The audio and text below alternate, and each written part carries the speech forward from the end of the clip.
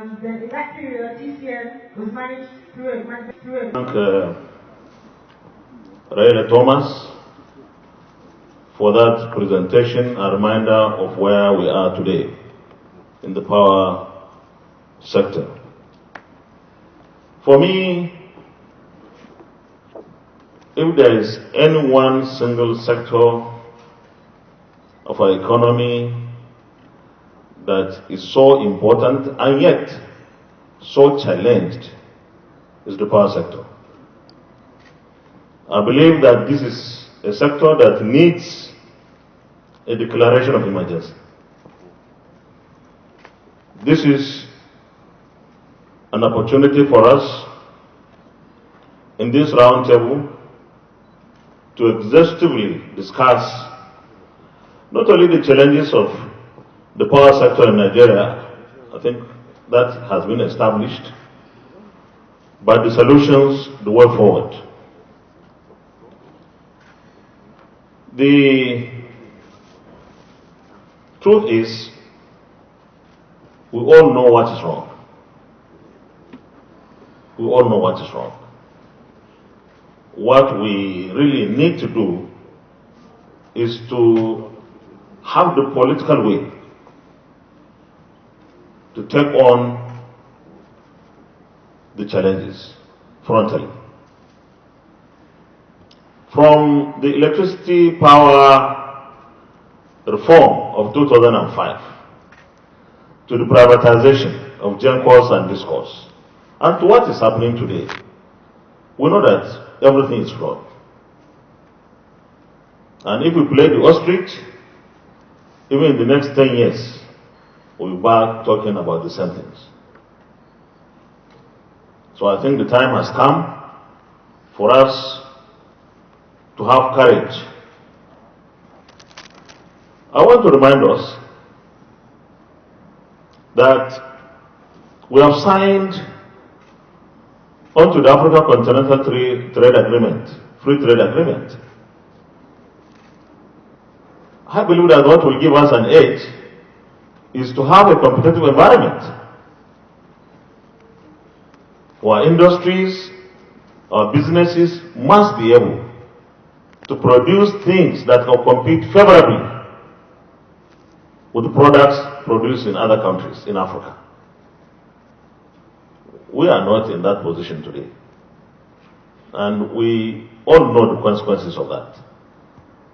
That even our citizens who have capital would rather relocate to Ghana, produce whatever they want, and bring it to Nigeria to sell.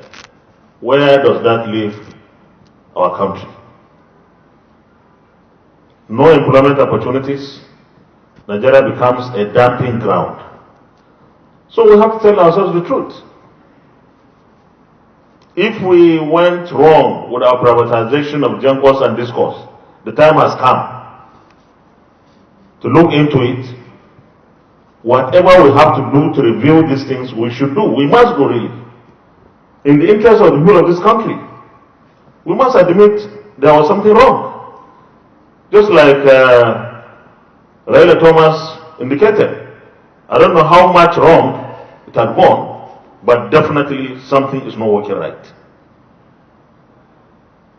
So, this roundtable actually is an idea of the Senate that we should come together, talk amongst ourselves. The roundtable provides an opportunity for us to talk, not one person lecturing others. All the stakeholders are supposed to be here, the major stakeholders.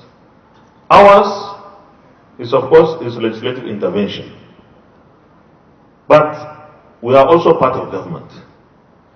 And therefore, whatever that is required to support the executive arm of government to turn around this sector, we are prepared. In fact, we are more than prepared through legislation. If we are going to amend the power sector reform, we are prepared to do that, and expeditiously.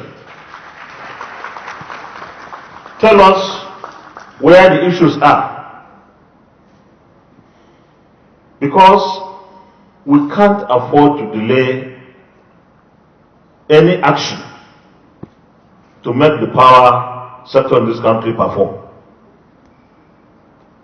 In the 60s, we were comparing ourselves with Indonesia, Malaysia. Now we have started coming to Ghana, Togo, and the rest of it. With all due respect, that tells us we are not making progress. Other countries are.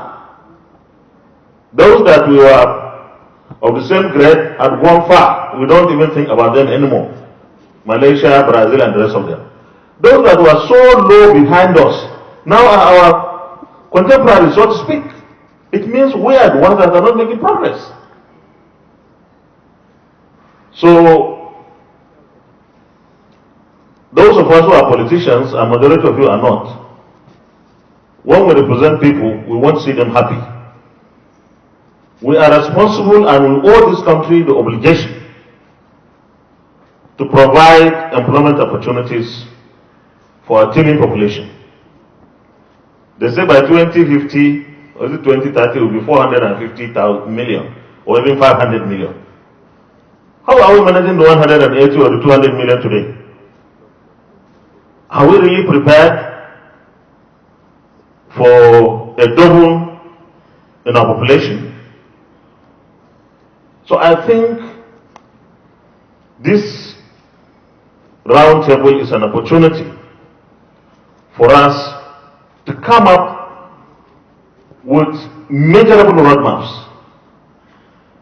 Measurable roadmaps. Because we are not going to leave the implementation of whatever it is representative alone. We want to participate in each inch of the way. Every bit of what is to be done, we want to be part and parcel of. So that we contribute meaningfully in taking the power sector to the next level. It's really disheartening that we are still talking about 4,000 megawatts. We say we have a maximum capacity of 12,000, we can't take more than 5,000. I don't understand this. Other countries within Africa are talking of so much double, and in some cases, even Ghana, they say is 3 times better than what we are doing. We are yet the largest economy in Africa. For how long can we sustain that position? I believe that we have to declare a state of emergency on power, and courageous decisions must be taken by government.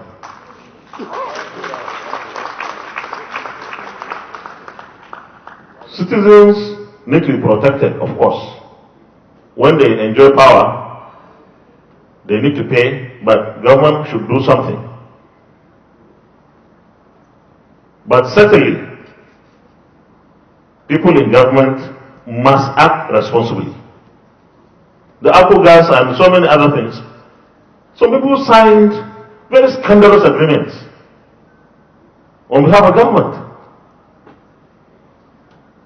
I think time has come to take major decisions on what we need to do with those agreements.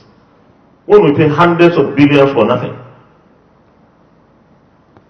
So, let me not take too much of our time, but I believe that this is one interaction that is not going to just go like that. It's not going to evaporate or just disappear after this session.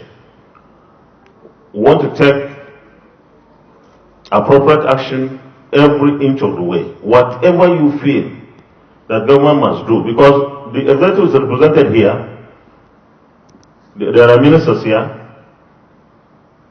and together with them we are supposed to work to ensure that the challenges are addressed. But those people who have their money and yet cannot invest in Nigeria have reasons. They have reasons not to invest because they invest to make profit. They are not charity organizations they could decide to be. But when they are looking for profit, definitely the environment in Nigeria does not provide for that. What do we need to do? I keep emphasizing revisiting the privatization because apparently there are flaws, and that we have to address. whether it is at the expense of government or whatever it is, we have to get out of this quagmire. Otherwise, we'll continue to be complaining and talking about these things until maybe even the 4,000 megawatts that we enjoy would become a challenge to us. With this, it is my privilege and singular honor to declare this round table open. God bless you for the problem of God. Another round of applause for His Excellency, the President of the Senate of the Federal Republic of Nigeria, Encyclopedia